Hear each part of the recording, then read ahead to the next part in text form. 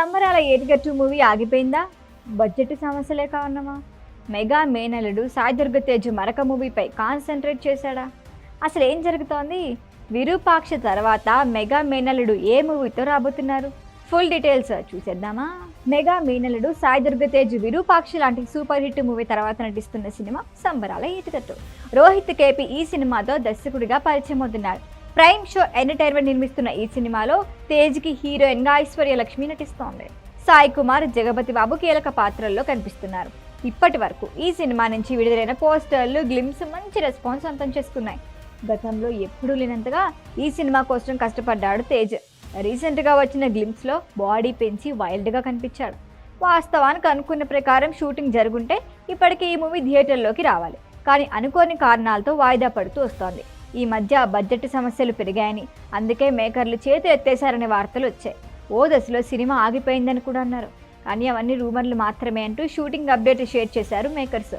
ఆ తర్వాత తేజ్ బర్త్డే సందర్భంగా స్పెషల్ వీడియో రిలీజ్ చేశారు.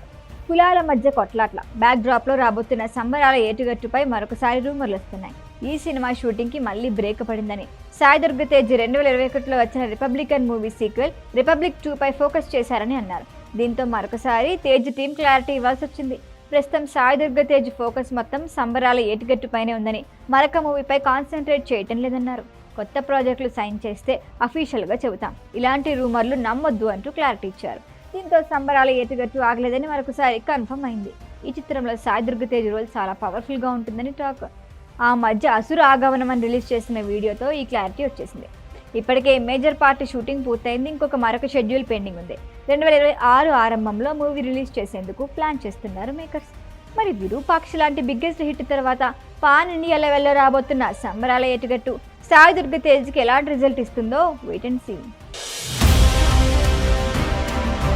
ఈ వీడియో కనుక మీకు నచ్చినట్టయితే లైక్ చేయండి, షేర్ చేయండి, సబ్స్క్రైబ్ చేయండి. అలాగే పక్కనే ఉన్న బెల్ ఐకాన్ని క్లిక్ చేయండి.